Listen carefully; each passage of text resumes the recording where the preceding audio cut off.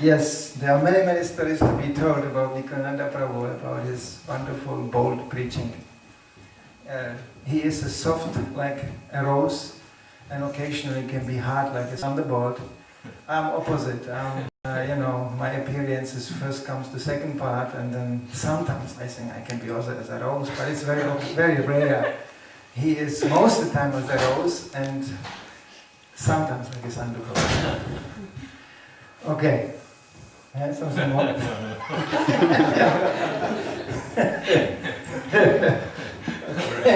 Okay. Thank you very much. Thank you very much for these really appreciated words. Although really I feel like I was in the shadow of my advanced God brothers who have really dedicated themselves so nicely for so many years, especially to the wonderful book distribution of Srila Prabhupada, and they have given everything. And actually Manidhar Prabhu, he received a personal letter from Prabhupada, which he expressed that he was very pleased with the service. So that's outstanding when you get such testimony that you've actually pleased your spiritual master. That is very wonderful. So, and whatever else he said, that is of course due to his nature of seeing the good in everyone, remembering the good things about everyone. But in the end, it's just that we're just trying very humbly, due to having received this costless mercy of opportunities for devotional service and this wonderful Sankirtan movement, that we have been blessed to actually be part of it, and we feel all very grateful, and we'll always be connected and united in that, because that is eternal connection. Once we have tried to really, especially in Germany in the 70s, to go out together, and there were 10,000 bad newspaper articles about us, and book distribution was going on even better because people are very curious. But sometimes they throw things at you and stuff. But we had a really good time there because we knew what we were doing, and we were very much inspired. And so somehow we share something that is not on the material level. On the material level things come and go. But whatever you share together in devotional service, especially when you make a special endeavor, you sacrifice something. That's where your heart starts to actually come in. That will never be forgotten. So sometimes they speak of brothers in arms. When some people, one may be just a baker's son, like me more or less, like bakers, I can not even maybe that. And somebody may be the son of a very important person, but both are out there on the front and both have the chance of becoming part of an important mission. So afterwards, somehow there's always a connection. That's called brothers in arms, sisters in arms, also we have nowadays. And even at that time, there were many female, also God sisters of us, who given their whole life with very much cheerfulness and pleasure, because it's not something that is difficult or punishment or something, but why we're doing it, because we found so much taste in following the orders of pure devotee, unique, eternal associate of Krishna, who had come just to save us from such a darkness of ignorance. And so when he somehow forced us with a torchlight of knowledge, and this wonderful Krishna Seva, service to Krishna, to open our eyes, we felt very jubilant, and we feel eternally grateful for having the chance for knowing so many nice devotees all over the world and being part of such an important movement. Where do you find a movement like this, ISKCON? Anywhere. That practically nobody nobody gets a contract or anything, any security whatsoever. But still, there's like millions of people all over the world that by their voluntary service, contribution, all this is going on, not only maintained but even expanding. Such a big movement now. Who would have thought that? So it's like a miracle. So ISKCON is doing wonderful, good work all over the world. And that's why we are here, because we found a lot of purpose in this world. And in fact, everything else comes and goes, but Krishna's words, they remain. They remain, and we are very fortunate when we try to become the servant of the servant, of the servant, of the servant, of the servant of Bhagavan Shri Krishna, and we'll be very happy with all our defects. So now, thank you very much for this nice introduction. Actually, the real important thing is this, Srila Prabhupada and his mission, and the words of Bhagavan Shri Krishna. So since you already had kirtan, I'm not sure, maybe we do a short kirtan also once again, because Satadam Kirtayan Toma. Om Agyanti Marandasya Gananjana Shalakaya Chakshuram Militam Yena Tasmai Shri Gurave Namaha Jaya Radha Madhava Kunja Vihari Jaya Radha Madhava Kunja Vihari Gopi Jana Vallabha Jivaradhari Jaya Gopi Jana Vallabha Jivaradhari Yashodanandana Braja Jana Ranjana Yashodanandana Braja Jana Ranjana Yamuna Tira Vanachari Yamuna Tira Vanachari Yamuna Tira Vanachari Yamuna Tira Vanachari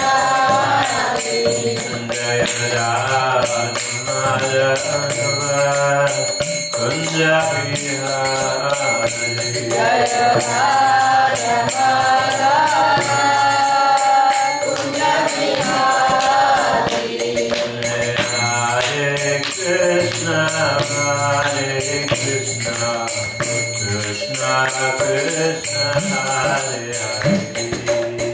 Hare Hare Rama Rama Rama Hare Hare Hare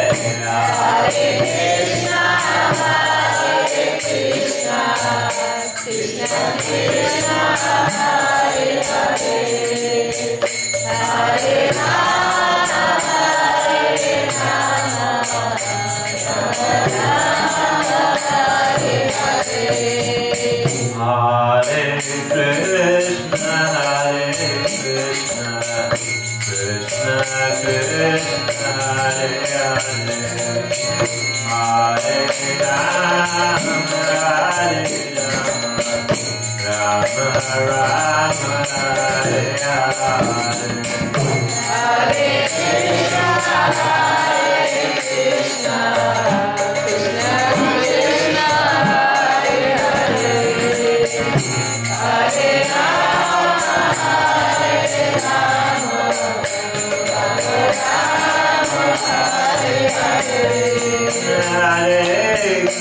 Hare Rama Hare Krishna Krishna Krishna Hare Hare Hare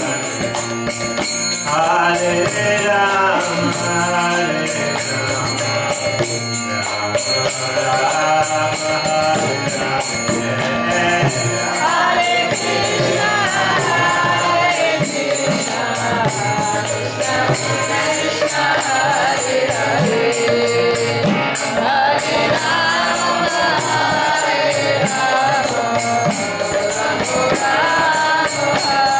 Hare Hare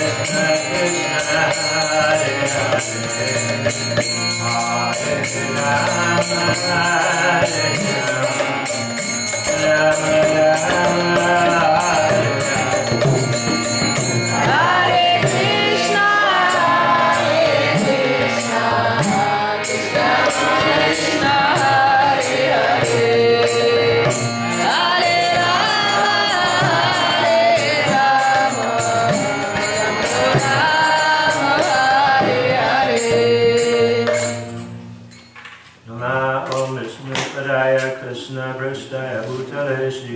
Bhaktivedanta Swami Namine Namaste Saraswati Devi Gauravani Pachaline Nirvishesha Shanavadi Pashtatyadi Shataine Jaya Shri Krishna Chaitanya Prabhu Nityananda Shri Advaita Gadadhara Shivasti Gaurabhaktavinda Hare Krishna, Krishna Krishna, Hare Hare, Hare Rama, Rama Rama, Hare Hare.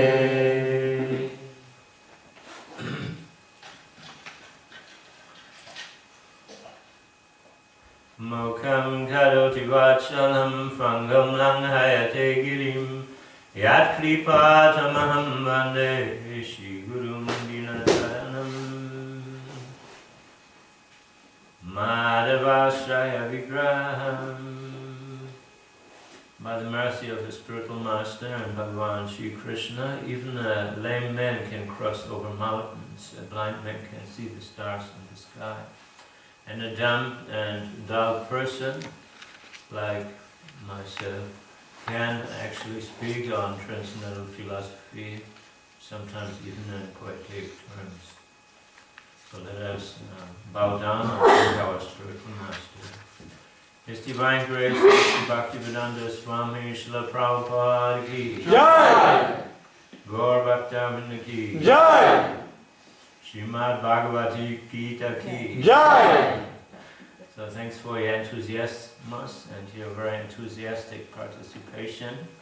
I will now, with your kind permission, read from this holy book, Srimad Bhagavad Gita, 9th chapter, verse number 14, spoken by Krishna himself. Om Namo Bhagavate Vasudevaya. Om Namo Bhagavate Vasudevaya.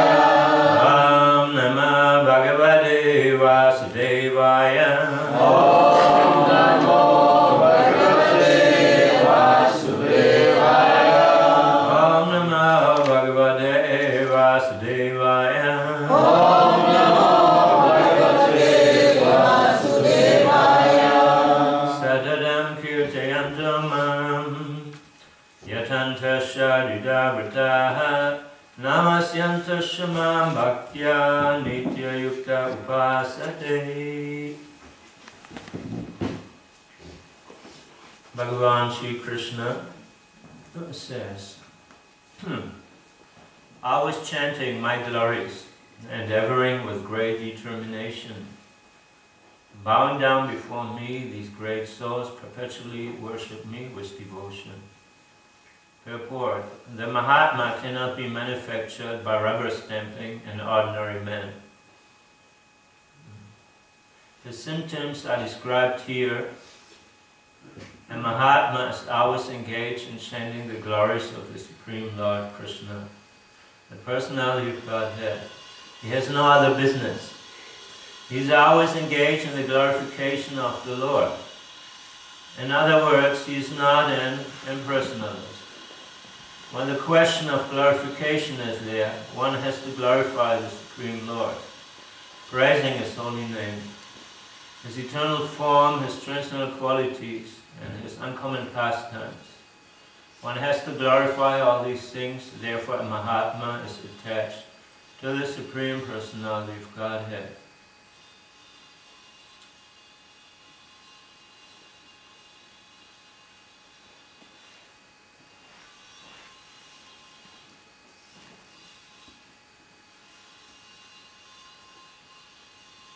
So here Bhagavan Shri Krishna is kindly explaining to us the nature of those who are spiritually advanced, that they have no other business than Satadam Kirtayanto Mam.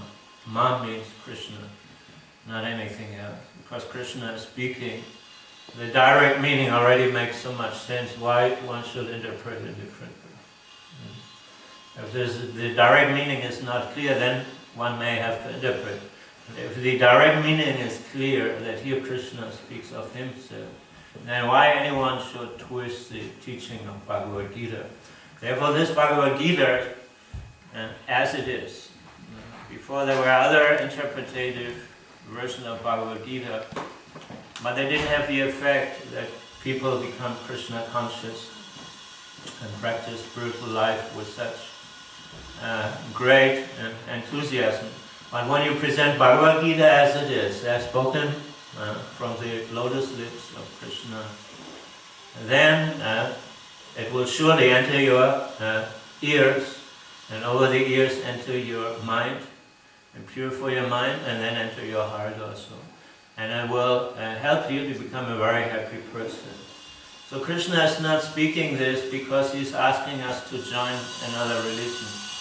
He says it's not necessary to convert from one religion to another. This is not what it's all about. This is more immature stage of understanding the principle of religion. But Krishna, he asks us because he knows he is Bhagavan, he is the supreme intelligence, supreme consciousness, Paramatma in everyone's heart. He's all-pervading, and he's always in his happy spiritual position. He's the greatest enjoyer, Govindam Adi Purusham. He's the greatest enjoyer of all. God is not frustrated. He's not cruel, just thinking how to punish everyone. But just the opposite. He is the friend of everyone. There's no friend like God. But because people have no knowledge of God, just some very vague sectarian understanding, therefore they do not know that God, He's our best friend. And He knows how to make everyone happy. And we're actually meant to be happy also. This is the constitutional position of our soul, Ananda Mayo Vyasa. That we are always happy. We are all searching for happiness. And we are all searching for love also. Many people, they are struggling so hard their whole life. Where and when will that happiness come? Where will I find that love? So many songs about it. And mostly these modern pop songs about love songs, usually very sad songs, isn't it? Mostly it's, oh, I was left, I'm suffering, I'm in pain, and this and that. So actually, normally we're trying to find that love, but we're looking in the wrong place. And the result of actual love is that we become happy, we actually find our own self. So this Bhagavad Gita is simply a book of how to develop love and how to obtain eternal, unlimited happiness. Because that is natural. That is natural to be happy. So this movement, Hare Krishna movement, is simply made for that. Sukhinam, Sarvam Sukhinam Bhavantu, to make everyone a happy person. That is all. Therefore we are doing this here, and we are inviting people, and therefore Krishna has spoken out of his kindness and merciful nature, this Bhagavad Gita, because he wants us to be happy. So everyone is searching for happiness. Our problem is they do not know where to find. That is the problem. I think so many things. You build a big Tivoli. I saw yesterday when we were doing Harinam downtown. It was such a nice, we had so much pleasure there. And not many people looked very happy, although it's a very rich country, everything nicely organized. Many people looked very much finished or drunk or whatever. But when they saw us, some of them became very, very happy. Because we find a lot of happiness. When you're happy, others become, it's like contagious. They also become happy. And they eat some Krishna Prasad and they get an invitation and sing with us. So this movement is simply happiness. But then we saw this Tivoli thing, and I was asking, even in winter now, they want to... I asked, what is this for? I never seen it. It looks so amazing. So light things, big buildings turning around. I don't know what it is, roundabout, whatever. Something where you pay a lot of money to, in the hope of being happy up there, 500 meters over the ground or something.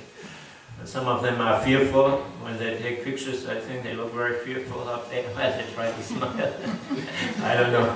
So I asked Tejasvi, a very nice Brahminical devotee here, what is there? Why people go there, even in winter, why they spend their time there. And he said they want some amusement. They want to be amused. So somehow I was laughing because it looked like a big endeavor to be amused. Big endeavor, spending millions and millions. So ultimately, those who make their business there and who profit from that, maybe they get amused sometimes. But even then, for them, it's very temporary. So where to find that love? There's a nice story. There is this animal in India. They have beautiful national parks, also in the Himalayan mountains. You find some deer. Here you have deer also, right? Deer, you know that animal? Has these horns. It goes like a Christmas tree with many branches. And they call it Yor in Danish? Yor. No. In German, where I'm from, Hirsch, Yor. So, Yor. So, but here they're mostly brown, but in India they have nice spots and they're very beautiful sometimes. You have really special ones. So there's one animal, special York, they have special deer in the Himalayan mountains. It is just running around there and trying to enjoy the forest. And sometimes this deer is smelling some wonderful smell, some wonderful flavor coming from somewhere. And it doesn't know where it comes from.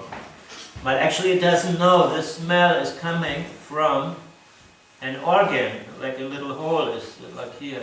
When they are born, they have this there, where this smell comes from, actually. It's called musk in English. Very expensive for perfumes. They use this musk deer, very rare animal. So this musk emanating a very, very attractive, very wonderful smell. It's very excellent, exquisite. And the deer is looking everywhere where it's coming from. It is running and running and running. And the more it runs, the more strong it becomes, the smell, because when it's sweating and running, it becomes stronger.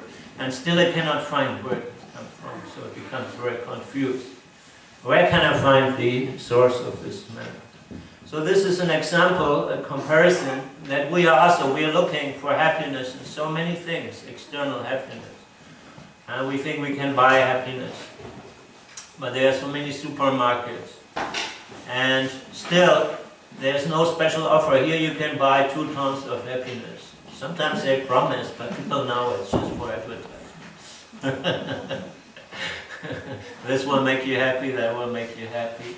But actually how you can buy happiness? Many people have a lot of money, many people have their jobs. Still they're looking for happiness, still they may not have found it. Because you cannot find it outside. Why? Because where can happiness come from? There can only be one place, isn't it? If you are honest, happiness cannot be, there's no guarantee. Now we have a happiness guarantee. You go to a pharmacy and your happiness. Those who take intoxicants, they take because they're not happy. They think they become happy, but afterwards even more unhappy. They buy these intoxicants and they ruin their mind and body. Afterwards, more problems. So a drunkard, he may think he's happy also, isn't it? Drunkard may think he's happy, leave me alone, I'm happy. We have such a liberal country, everything is so nice here. Everyone can get drunk and so on. But a sane person, when he sees a drunkard lying on the street, maybe he has spit out something, he hurt his nose, he will see that person is not happy, he is actually suffering, but falsely imagining he becoming happy. So there are different levels of happiness. A sane person will immediately understand that person is not happy. For some time he's trying to get some relief from his misery, but actually he's always miserable, that is the fact. But a short relief of that misery, he thinks, oh, that is happiness. He will do anything to get his next bottle of wine. Like I knew one person, he came to the temple, he said he was so much addicted to this drinking At one point he didn't have alcohol in his house, so he drank this pure spirit, like 96% alcohol, which he used for cleaning, half a bottle. And then it knocked at his door, and he saw a man there with no face, you know, in this wood, like from the cartoon, and he had this chopper on his shoulder. And he thought, now maybe I have to give up drinking, and maybe I should go to the next Hare Krishna temple. He saw a Hare Krishna temple before. But better you come before that, before the person, Mr. Death, is knocking on your door. And maybe you should use your time and find some higher level of happiness that is not depending on any artificial means, because it's real. So where happiness can be found? Only inside. Otherwise, where you can feel happiness? Only inside, isn't it? And it's just common sense. So this is not a belief we're offering or some special type of religion, but it's universal truth. Just like in this Bhagavad Gita, it says that the grains, it grows when rainfall falls on the ground. So is that Hindu religion? Then in Denmark it's different. When the grain falls without rain, it will grow? No, it's the same for everyone. So this Bhagavad Gita is not something sectarian. It is propounding the truth. That is, it is very scientific.